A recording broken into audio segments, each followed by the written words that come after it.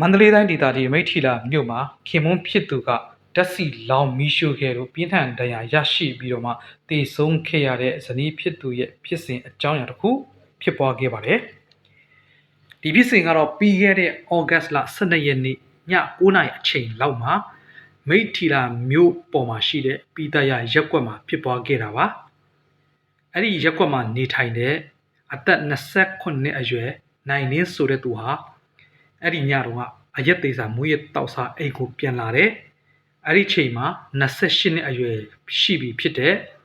ဇနီးဖြစ်သူမဆုတီတီအောင်နဲ့လင်မယားချင်းစကားများရန်ဖြစ်ခဲ့ကြတယ်။အဲ့လိုရန်ဖြစ်ပြီးတဲ့နောက်မှာမဆုတီတီအောင်ကအိမ်သားထဲသွားတယ်။အပြင်မှာရှိနေတဲ့နိုင်လင်းကဆိုင်ကယ်ထဲကနေဓာတ်ဆီထုတ်ပြီးတော့မှအိမ်သားကိုလှမ်းပတ်တယ်။အထအပြင်ကိုသူတောက်လက်ဆဆလိတ်တူနဲ့အိမ်သားကိုလှမ်းပစ်လိုက်တယ်တဲ့။ဒါပေမဲ့မီးမလောင်ခဲ့ဘူးအဲ့ဒါကြောင့်သူအရက်နဲ့မီးပြီးပါလာတဲ့ပလတ်စတစ်အိတ်ကိုမီးချစ်နဲ့ချစ်မီးရှို့ပြီးတော့မှအိမ်သားကိုထပ်ပစ်လိုက်တဲ့ခါမှာအိမ်သားမီးလောင်သွားတယ်အဲ့ဒီခါမှာနိုင်လင်းကလည်းကြောက်လန့်ပြီးတော့မှမီးကိုငြိမ်းခဲ့တယ်မီးကတော့ငြိမ်းသွားခဲ့တယ်လို့သိရပေမဲ့ဇနီးဖြစ်သူမဆုတီအောင်ကတော့ဒဏ်ရာရရှိတဲ့အခါကျတော့ပတ်ဝန်းကျင်ကနေပြီးတော့မှမိထီလာဆေးရုံကိုပို့ဆောင်ပေးခဲ့တယ်ဆေးရုံရောက်သွားခဲ့ပေမဲ့ဒီမဆုတီအောင်ရဲ့လေပင်ရင်ဘတ်နောက်ကျောလက်နှစ်ဖက်နဲ့သူ့ရဲ့မိမကိုပေါ့နော်အရေးပြားတွန့်လိမ်မီးတောင်တန်းရပြင်းထန်စွာရရှိခဲ့တာကြောင့်ဩဂတ်စ်လ16ရက်နေ့မှာပဲအဲ့ဒီဒဏ်ရာနဲ့တည်ဆုံးသွားခဲ့ရတယ်လို့သိရတယ်အဲ့ဒါကြောင့်သူ့ရဲ့ခင်မွန်နိုင်လင်းကိုမိထီလာမြို့နယ်အမှတ်3နယ်မြေရဲစခန်းမှာလူတက်မှုနဲ့အမှုဖွင့်ထားပါတယ်ဒီအကြောင်းအရာလိုပဲနောက်ထပ်အကြောင်းအရာတစ်ခုကတော့ ARD တိုင်းဒေသကြီးမြန်အောင်ခရိုင်အင်္ဂါဘူးမြို့နယ်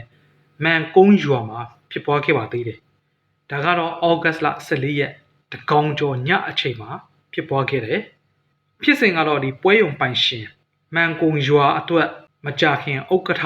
ဖြစ်လာမဲ့အုတ်ချုပ်ရေးမှုလောင်းထွန်းတန်းဆိုသူဟာအရက်သေးစာတောက်စားပြီးတော့မှအိမ်ကိုပြန်ရောက်လာတယ်။တကောင်ကျော်ချိန်မှအိမ်ကိုရောက်လာတာဖြစ်တဲ့အခါကျတော့သူ့ရဲ့မိန်းမဖြစ်သူကလည်းအိမ်မောကျနေပြီ။အဲ့ဒီအချိန်မှာမစီမဆိုင်ဇနီးဖြစ်သူကိုမူးကြောင်ယူးကြောင်နဲ့အကျန်းဖတ်ပြီးတော့မှရိုက်နှက်ခဲ့တယ်။အဲ့ဒီအတွက်ကြောင့်သူ့ရဲ့မိန်းမဟာသူ့ရဲ့ဥကောင်းနဲ့မျက်နှာမှာဒဏ်ရာပြင်းထန်စွာရရှိခဲ့ပြီးတော့မှ3ချက်စီတော့ချုပ်လိုက်ရတယ်။ဆေးရုံတက်နေတဲ့ကာလအချိန်တွင်းမှာလည်းထွန်းတန်းဆိုတဲ့သူကတစ်စက်မှရောက်မလာဘူး။ဘာမှပံ့ပိုးကူညီခြင်းလည်းမရှိဘူး။ဒါသူ့ရဲ့တရားဝင်ဇနီးကိုနော်။မကြခင်မှာမန်ကုန်းရွာရဲ့အုတ်ချုပ်ရေးမှုဖြစ်လာမဲ့မဲပေးရွေးချယ်ထားတဲ့ထွန်းတန်းရဲ့လုပ်ရက်ဟာဝေဖန်မှုတွေဖြစ်လာတယ်။ရက်ကွက်အတွေ့မှာလည်းသူ့ရဲ့တရားဝင်ဇနီးအပေါ်ဒီလိုအကြမ်းဖက်ခဲ့တဲ့လူတစ်ယောက်က